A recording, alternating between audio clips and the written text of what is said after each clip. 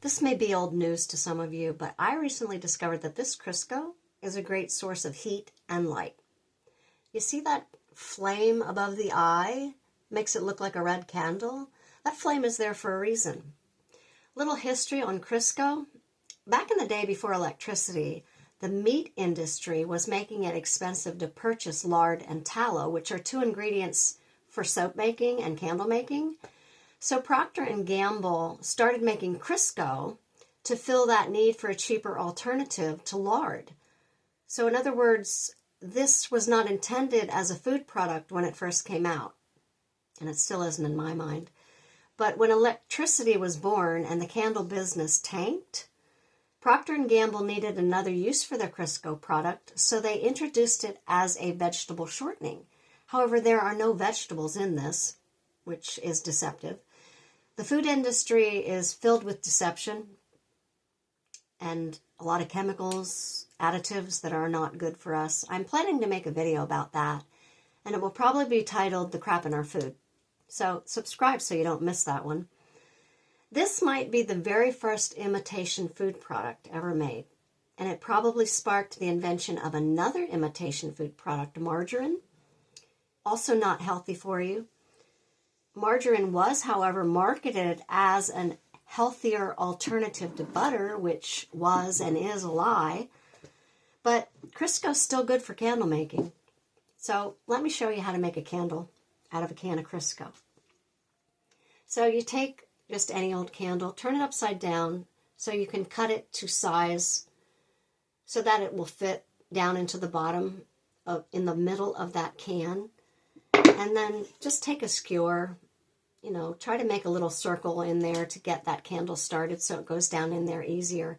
You could also use just a wick, just shove a wick down the middle. But a safer way to make this would be to perhaps take the Crisco out of this can and put it into a canning jar and then put a candle down the middle of that, because this is made of paper. Paper's flammable. So I need to tell you that that would be a safer alternative. You definitely don't want to burn your house down. But this can will burn for about 100 hours. And the larger 3-pound can, that will burn for 36 hours if you burn that candle for 8 hours a day. But if you're going to make that bigger can into a candle, you're going to need 4 wicks or 4 candles spaced evenly around the can, because that's a bigger burn area. To get it to burn more evenly, you're going to need 4 candles or 4 wicks. But for this smaller can one, even you can see how it's burning kind of unevenly already. But I've seen this burn down with just 1 candle, and it does burn down to pretty much the bottom. It just kind of has a hole in the middle while it's going down. So I thought, what could I use this for? And some people use this as a base for those terracotta pot heaters. If you don't know what I'm talking about, there are many YouTubers who are just eager to show you how to make a terracotta pot heater. It's basically a clay flower pot that you turn upside down and place it over a candle, and it can add to the heat of a small room. I don't know how well it works. I've never made one. But I've been wanting a fondue pot, and I thought, well, this would be my base for a fondue pot. Then all I need is something metal to set on top of it so I can set a pot on it, something metal, something flat that kind of lifts up off the flame. So I was looking around and I found this. This is a metal steamer that fits inside of a pot of boiling water to steam vegetables. I use one in my kitchen. And it has these little pegs on the bottom, the metal pegs. And unbelievably, this fits perfectly on the top of the metal rim of this Crisco can. See how that fits on there. Now, it does move, but it's not going anywhere. It's not sliding off because it catches on the lip of the can. So then I thought, well, place a metal pot on there and you've got a fondue pot. So I put chocolate chips in here and I burned this for 5 to 10 minutes, and the chips, of course, started to melt. And I made chocolate-covered raisins with my Crisco $7 fondue pot. How exciting is that? I don't know if I'm the only person that ever thought of this. If you already know this trick, leave a comment, because right now I'm feeling like a very smart person that I discovered this. It's just really cool. For $7, you got a fondue pot. I could not believe that this fit on here. So I got the steamer at Ollie's for $2.99. This is $4, so that's where the $7 came in. So make yourself a fondue pot. Very cool. You could melt chocolate and keep cheese warm in there. So this video is part 2 of my last video titled Prepare for the Worst, Water and Food. Today we are discussing heat, light, and power. So let's talk about heating your home when the electricity shuts off. Now there's a video that you will want to watch if you're interested in this topic. It is by the DIY HVAC guy on YouTube, that's his channel, and it is titled 3 Ways to Heat Your Home During an Emergency Winter Power Outage. If you don't have options for heating your home when the electric goes off, check that video out. Some things I learned about heating your home during a power outage after watching many prepping videos. First thing you should ask yourself is, do you have extra blankets and a sleeping bag for every family member? Pretty basic. The propane heaters are probably your best option. Kerosene heaters just are not, they kind of give off toxic fumes. Not real safe to use overnight. You end up with a headache or nausea. People say you should leave the window cracked if you are going to use a kerosene heater, which kind of defeats the purpose of heating your home in the first place. So I wouldn't go with kerosene. Propane heaters are a better option, but you'll need to keep extra filled propane tanks stored at all times for emergencies. There is a portable propane heater on Amazon that got some good reviews for $78, and it is called a Mr. Heater. So if you're looking for propane heaters, Amazon, check out Mr. Heater and then go from there to find the one that fits your needs. You also want to invest in a carbon monoxide alarm if you are going to be burning propane in your home. That'll run you about $20. Another idea you might not think of is to bring everyone into one room. That's going to save your heat source. Stuff towels under the doors of your closed off rooms to keep the heat contained in that room. You could set up a tent for sleeping. That's going to keep your body heat in that small area of the tent. You can burn candles around the room to generate heat in the room. Everyone should have an abundant supply of candles. I found a whole box of candles at a church bazaar, basically a yard sale at a church, for next to nothing. These are like 50 taper candles in here. I don't know how much burn time this would be, but it would be a lot. And I keep these on this cute little old-fashioned carrier. You know, I've walked around our house with this during power outage. We had a power outage that lasted for 3 days, less than a year ago, and it really tested our, whether or not we were ready for such things, and we did really well. We didn't want for anything. We had all the stuff we needed to keep going for those 3 days without electricity. So, candles, burning them around the house actually does make a difference in warming the room. This Sterno emergency candle is a good idea. That has 60 hours of burn time. And, if you have a coal or a wood stove, you are pretty much ahead of the game when it comes to being prepared for your electric being shut off. But only if you have a good amount of firewood on hand or a good amount of coal. You don't ever want to let that run low, because you never know when that's going to happen. Taping off your windows on the inside with plastic sheeting or garbage bags and duct tape is a good option for insulating your home during a power outage. That little extra airspace between the window pane and that plastic is going to cause insulation good insulation that will keep that room warmer. So that's, you should definitely have plastic bags, plastic sheeting, and duct tape on your list of emergency supplies. There's a brick air heater that a guy made on a YouTube video that to me looked like the best homemade heater because of the amount of heat that it appeared to be throwing. And surprisingly, it is made with just bricks, tuna cans, and isopropyl alcohol is used as fuel. So he demonstrated how to make this, and even a child could do it. It's so easy to put together. And if you want the name of that channel, it is Riverside Homestead Life. And the name of the video is Emergency Heat for Indoor Use, Brick Air Heater, SHTF. And we all know what that stands for. And that video got 1.3 million views, so be sure to check it out. It'd be a good thing to know. So heat for cooking, your gas stoves, your butane stoves, good options.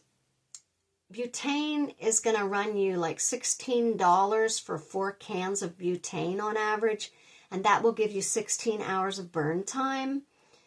Your gas stove, a good name to look for is Coleman. This is what we use. This is a very simple model. It's just a little burner that fits on top of a propane bottle, but it's enough to cook with. They do make some with more than one burner. They make bigger models, but this is just your basic. Coleman, like I said, is a good name. It's been around for 50 years.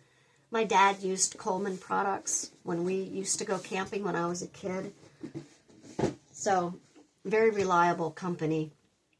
And for the butane, one model name that I saw on some of the videos was Iwatani.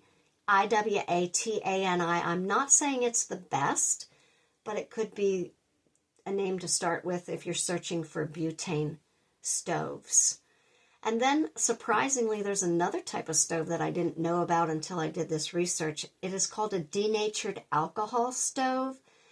So 2 ounces of alcohol equals 20 minutes of burn time. And then you have your canned heat, which most canned heat will only warm your food. It's not normally used for cooking. $20 will give you 15 hours of burn time with your canned heat. There is a combination heater and stove that utilizes canned heat, and it got some good reviews on Amazon. And that is the Instafire store. You can find it there. And it is called a Vesta, V-E-S-T-A, self-powered camping indoor-outdoor heater and stove. And that will run you $130. But anytime you can buy a product that is 2 things in one, you're definitely saving money. As far as cooking outdoors, that Vesta stove I mentioned can be used indoors or outdoors. But an outdoor fire pit is a good option. If you have a backyard, you should have an outdoor fire pit. Even if you don't enjoy sitting around the fire pit at night, it should be there for emergency cooking if you need it. There is an emergency rocket stove that you can make very affordably with cinder blocks. And I wanted to mention about the fire pit. Something you might not think about is that heavy-duty steel grate that you need to place across that open flame to cook and place your cast iron pans and your kettles on. So most people, I think, will use cinder blocks to set that grate across your fire. So that's definitely something you want to have in addition to the fire pit. But there's an emergency rocket stove I was saying. This video got 980,000 views. It's on the YouTube channel Homestead Corner, and the video is titled 2-Minute Emergency Rocket Stove, Affordable Cinder Block Rocket Stove. So you can make a very affordable way to cook outside in emergencies. Watch that video. Good thing to know. Your outdoor grill is also an option. However, I don't know too many people who store extra propane bottles for emergencies so they can cook on their outdoor grill. if that's your only option for cooking in an emergency, you really should have some extra propane bottles stored at all times. On this topic of light, first thing, obvious question, do you have extra matches, extra disposable lighters? I said that in my first video. Flashlights, you should have more than one. Candles, as I said, you know, you can get them very cheaply at yard sales, secondhand stores. Have an abundant supply of candles. The LED candles, now, LED candles can last 10 times longer than a regular candle, so they are a good thing to have. However, they don't give much light. I mainly use these as night lights, but I can use them as a flashlight when the power goes out. They do throw enough light to be able to see while walking around in the dark. So during that 3-day power outage, I had one by my bed in case I needed to go to the bathroom in the middle of the night, and it did throw enough light just to see in the dark to get from one room to the next. So you also have your metal oil lamps. This is something on my list of things I want. You can find some really nice ones at vermontlanterns.com. They have metal oil lamps and hurricane lanterns, and they are a much better option and more pet safe and kid safe than your glass oil lamps. Now this really cool thing I found on Amazon, these things that turn on, they screw onto a mason jar and it turns into an oil lamp. And then all you need to do is go out and find your globe, which I see these all the time at yard sales, thrift shops. So you can make yourself a nice oil lamp, but just keep it in a safe place away from pets and kids. If this would fall on the floor and shatter and the oil would ignite, you would have yourself a fire that would be very difficult to put out. So the metal oil lanterns are a much better option because metal does not shatter and break. So your gas lanterns, Coleman, probably the best option. I recall these sitting on picnic table when I was a kid. We'd go to all kinds of campgrounds, and I can still see this sitting on the picnic table outside our little blue and white Scotty camper. Good times. I loved camping. Some of the best memories of my childhood, camping. So if you want more details, more specifics, oh, I forgot some stick-up lights. Stick-up lights were mentioned in the video I'm going to tell you about. I did not get a brand name, but they can light up an entire room with just one AAA battery. They have sticky tape on the back, stick it to the wall. It looks like a light switch. It's flat. And that would be a really good thing to have for emergencies. And then your solar lights. You can set them outside to charge them and then bring them inside at night and use them as your lighting. They also have solar panels that you can set outside and then bring them inside and use them as charging stations. All kinds of cool things on Amazon. Check them out. But for more specific details and other lighting options, watch the YouTube video, Off-Grid Lighting Options, and that is on the channel Rain Country. That's where I got some of this information.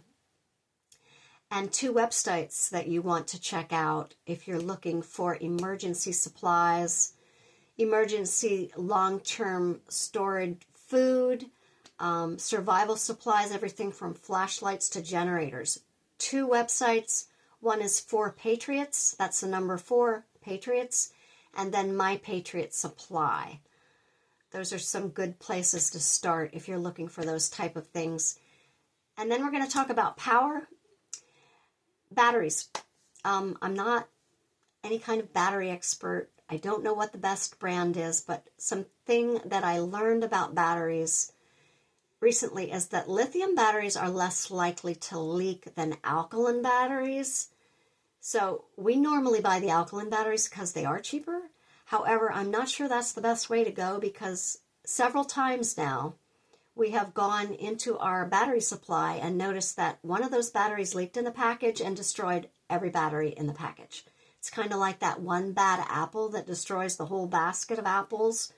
So I learned to, when I bring my batteries home, to separate them, store them apart from each other so they're not up against one another. So if one does leak, they're not all destroyed.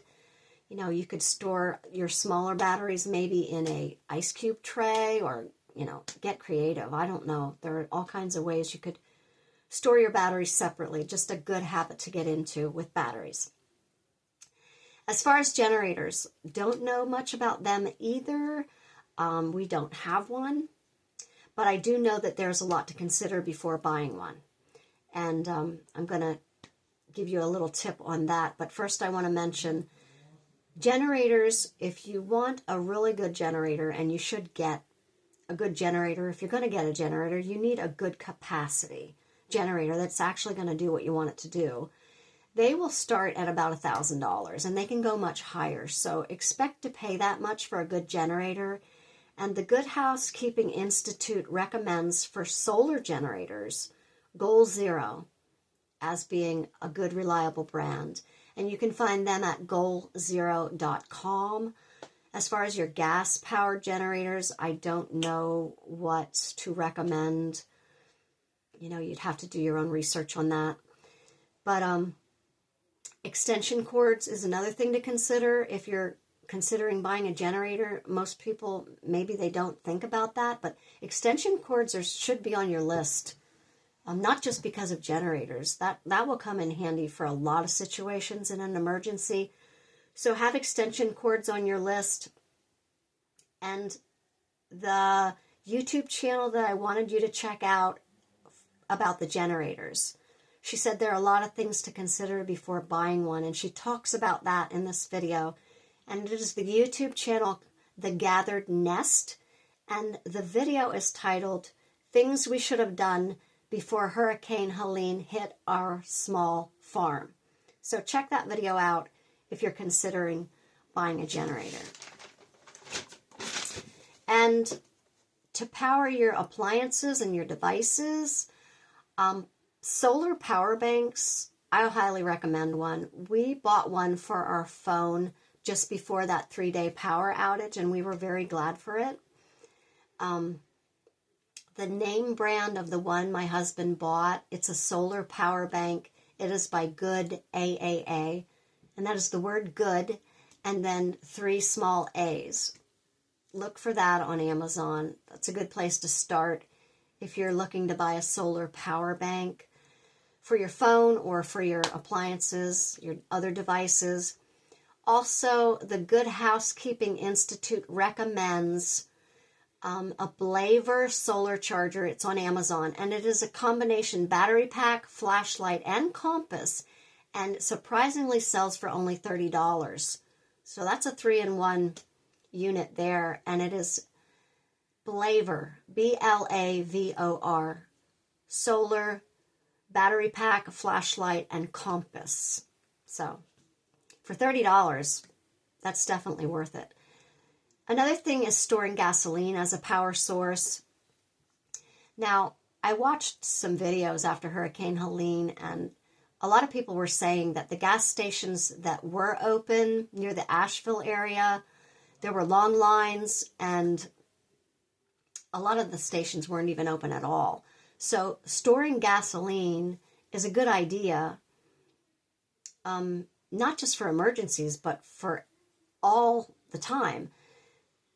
And you definitely want to stabilize that gasoline when you store that in those little plastic red containers. And my husband adds Stabil to the gasoline. I'm not sure how that's spelled, but it's called Stabil because it helps to stabilize the gasoline. I'm not sure exactly what it does. It might help it to prevent it from evaporating or prevent it from gunking up inside the can. Just something that you might not think about, stabilizing your gasoline when you have it for long-term storage. So that concludes this video. The last thing I want to say is we are 1 week away from an election, a very important election, the most important election of our lifetime, in my opinion. There is one obvious candidate to vote for if you want to see any kind of positive change in this country. Kamala Harris was asked, would you do anything differently than Joe Biden has done if you had been president the past 4 years? She paused for a bit and then she said, no, I can't think of anything I would have done differently. So a vote for Kamala Harris is a vote for 4 more years of the last 4 years, which I don't know about you, but they haven't been good years. You know, we're now paying, $6 for a loaf of bread, and it's just, people are really having a rough time getting by. The cost of living has doubled, in my opinion. So, God, guns, Trump. I will end with that. And I'll see you next week.